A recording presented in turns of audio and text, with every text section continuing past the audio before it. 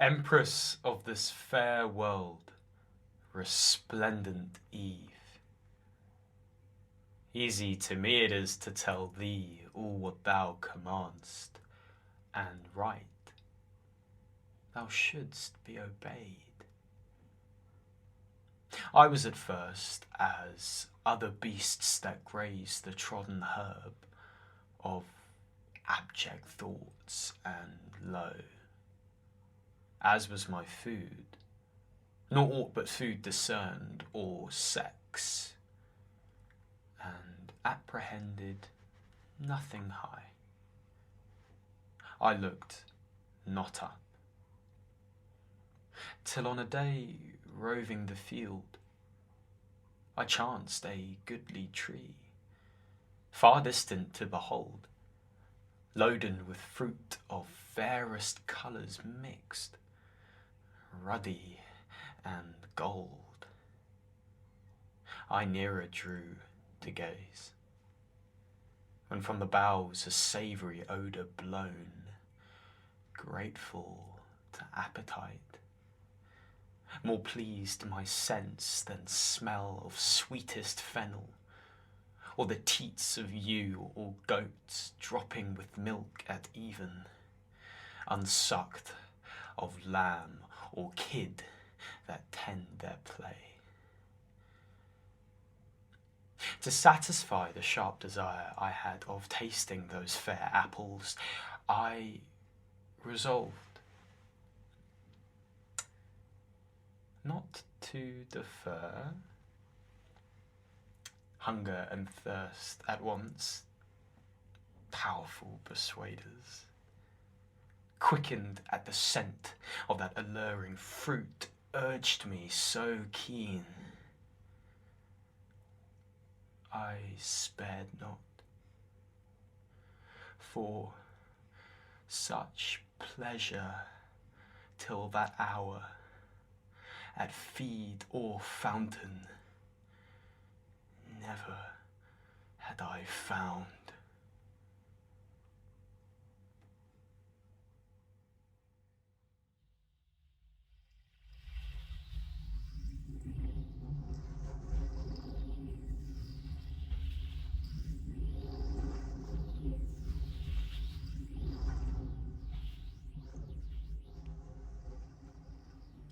I was so innocent. You have to remember that. I'd been such a good little girl. I'd gone to Mass regularly. I thought I had a vocation for the spiritual life. I wanted to serve God and the order with all my heart. I wanted to take my life and offer it up, place it in front of Jesus to do as he liked with. And I suppose I was pleased with myself. Too much. I was a nun, and I was clever. That lasted until 9:30 on the evening of August the 10th, 7 years ago. Some old friends were going to a restaurant a little way down the coast. I was discovering another side to myself, one that liked the taste of wine and grilled sardines and the feeling of warm air on my skin, the beat of the music in the background. Sitting opposite was a man I'd seen once or twice. He wasn't handsome. He wasn't a ladies' man or a charmer. If he had been, I'd have been shy. I wouldn't have known how to talk to him. But he was nice and clever and funny, and it was the easiest thing in the world to sit there and hope that he thought I was pretty.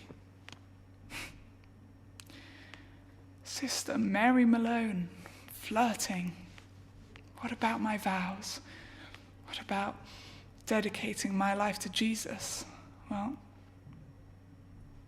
maybe it was the wine, but it gradually seemed to me that I'd made myself believe something that wasn't true. I'd made myself believe that I was fine and happy and fulfilled, all on my own without the love of anyone else.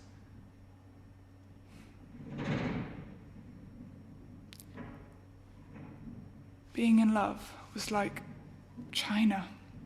You knew it was there, and no doubt it was interesting, and some people went there, but I never would. I'd spend my whole life without ever going there. And then one day, someone passed me a bit of some sweet stuff, and I realized I had been to China, so to speak, and I'd forgotten it. It was the taste of the sweet stuff that brought it back. Marzipan. I remember the taste, and all at once I was back tasting it for the first time as a young girl. I was 12 years old. I was at a party at the house of one of my friends, a birthday party. There was a disco. And this boy, I didn't know him, he asked me to dance. And so we had our first dance and the next, and by then we were talking. And you know what it is when you really like someone. You know it all at once. Well, I liked him such a lot. And we kept talking, and then there was a birthday cake. And he took a piece of marzipan, and he gently put it in my mouth. I remember trying to smile and blushing and feeling so foolish. And I fell in love with him just for that, for the gentle way he touched my lips with the marzipan. My body was aching.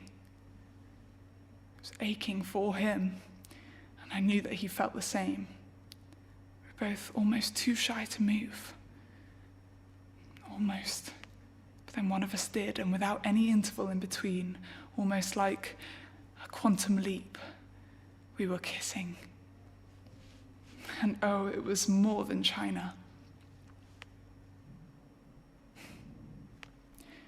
And then, one day, his parents moved away. And I never saw him again. But there it was. I had known it. I had been to China. And at 9:30 at that restaurant table, someone passed me a bit of some marzipan, and it all came back. And I thought, am I really going to live my whole life without ever feeling that again? I thought, I want to go to China. I thought, would anyone be the better if I go back to my hotel room and say my prayers and confess to a priest and promise never to fall into temptations again? Will anyone be the better for making me miserable? And the answer came back. No. No one will. There was no one to fret, no one to condemn, no one to bless me for being a good girl, and no one to punish me for being wicked. Heaven was empty. I didn't know whether God had died or whether he'd never been there at all. Either way, I felt free and lonely. I didn't know if I was happy or unhappy. Something very strange had happened. And all that huge change came about as I had the marzipan in my mouth before I'd even swallowed it. A taste, a memory, a landslide. And when I did swallow it, I looked at the man across the table. I could tell he knew something had happened. I couldn't tell him there and then. It felt too strange, private almost for me. But later on, we went for a walk along the beach in the dark, and the warm night breeze kept swirling my hair about. The Atlantic was being very well behaved. Quiet little waves around our feet. And I took the crucifix, and I threw it in the sea. And that was it. All gone.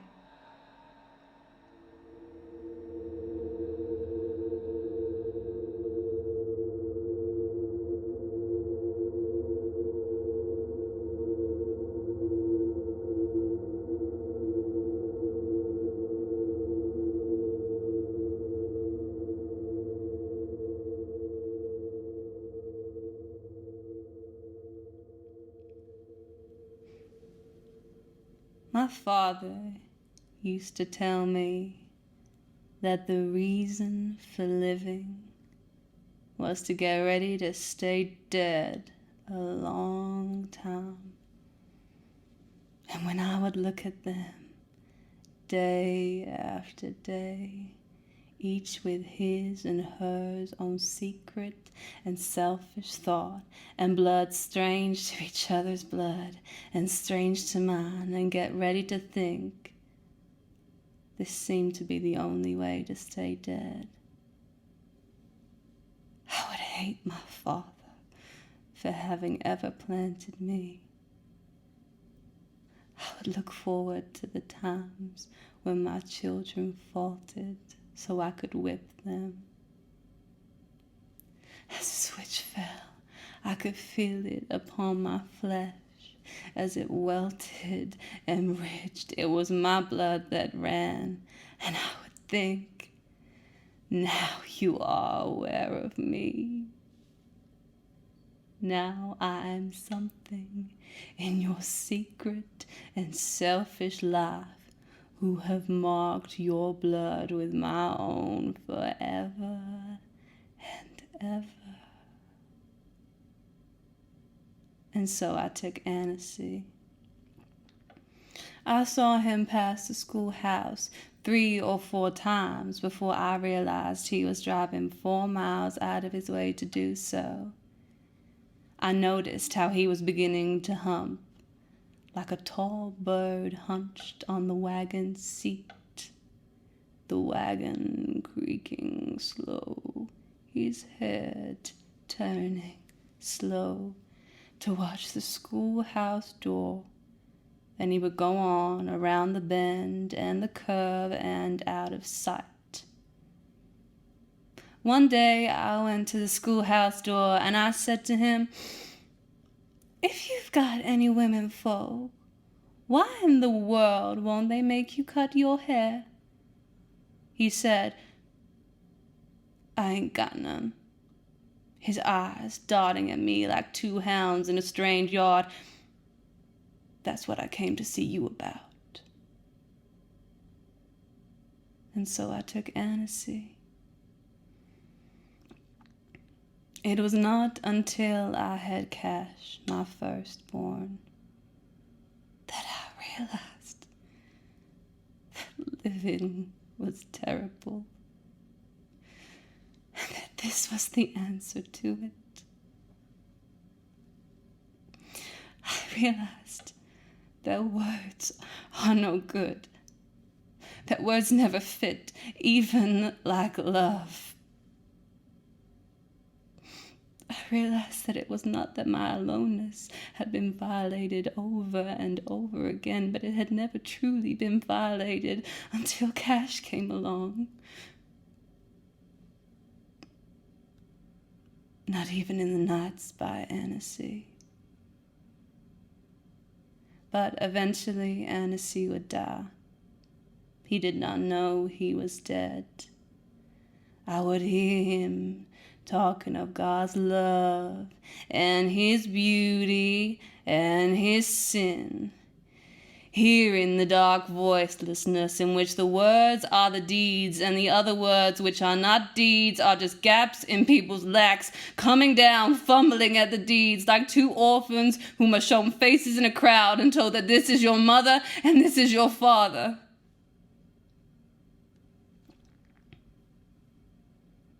I believed I had found it. I believed that the reason was the duty to the alive, to the terrible blood, the red, bitter flood boiling through the land. I would think of sin as I would think of the clothes we both wore in the world's face, of the circumspection necessary because he was he and I was I. He the more utter and terrible since the clothes in which he exchanged had been sanctified. I would see him in the woods. I would look at him before he saw me. I would think of him as dressed in sin. I would think of him as thinking of me as dressed in sin. He the more beautiful, since the clothes in which he had exchanged for sin had been sanctified. We would use these clothes and remove them in order to shape and coerce the forlorn echo of the dead world's high.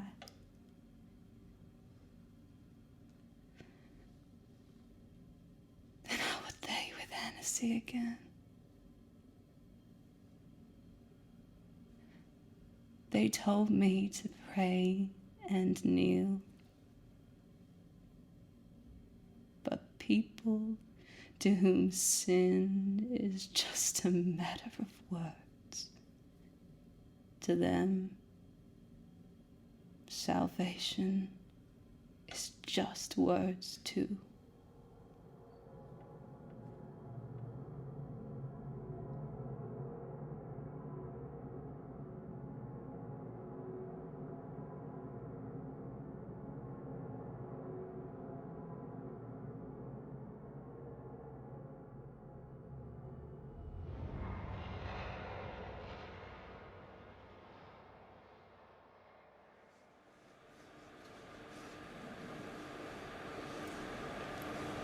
I went to the beach a second time that afternoon.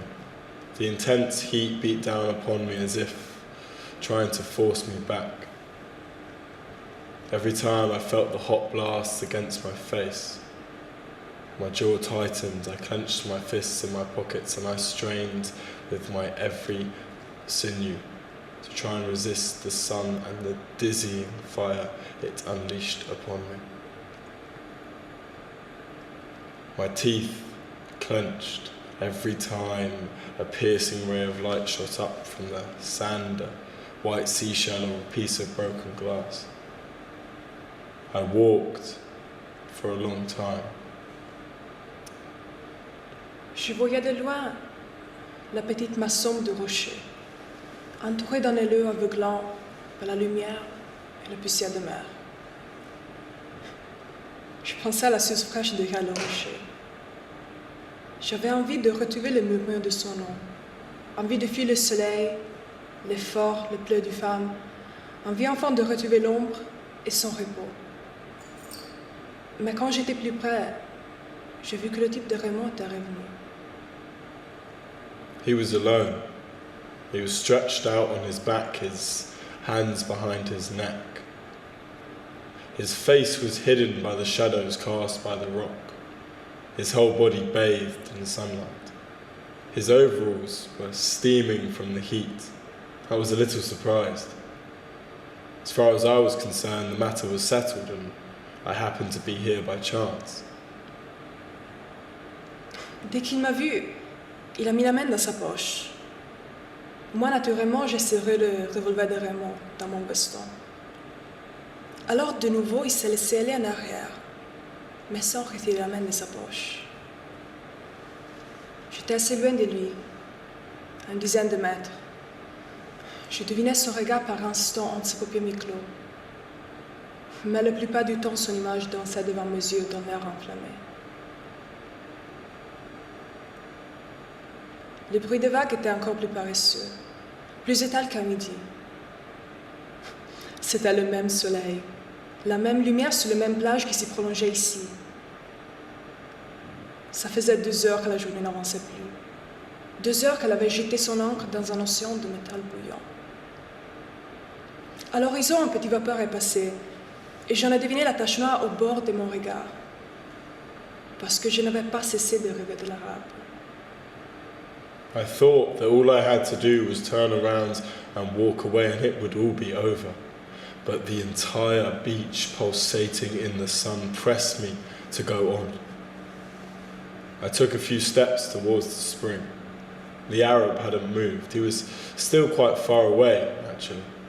Perhaps because of the way the shadows cast on his face, but it seemed to be as if he was laughing. The sun struck my cheeks and I could feel drops of sweat gathering on my eyebrows. It was the same sun as the day I buried my mom. And just like then, it was my forehead that hurt the most. I could feel every vein throbbing under my skin. I was being burned alive. I couldn't stand it anymore, so I took a step forward. I knew I couldn't shake off the sun by taking a step forward, but I took that step. One single step, and this time, without getting up, the Arab took out his knife and raised it towards me in the sun. La lumière a glissé sur l'acier, et c'était comme une longue lame étincelante qui m'atteignait au front. The sweat that had gathered on my eyebrows suddenly rushed down into my eyes, blinding me with a heavy veil of salt and tears. Je ne sentais plus que les cymbales du soleil, et indistinctement le glaive éclatant jaillit du couteau toujours en face de moi. Its red-hot blade tore through my eyelashes to pierce my aching eyes. C'est alors que tout a vacillé. La mer a charrié un souffle épais et ardent. Il me semblait que le ciel s'ouvrait sur toute son étendue pour laisser pleuvoir du feu. My whole body tensed as I gripped the gun more tightly. It set off the trigger. I could feel the smooth barrel in my hand. And then it all began, with that sharp, deafening sound. I shook off the sweat and the sun. J'ai compris que j'avais détruit l'équilibre du jour. Le silence exceptionnel d'une plage où j'avais été heureux. I fired 4 times into the lifeless body, but the bullet sank without a trace. And it was as if I rapped sharply 4 times on the fatal door of destiny.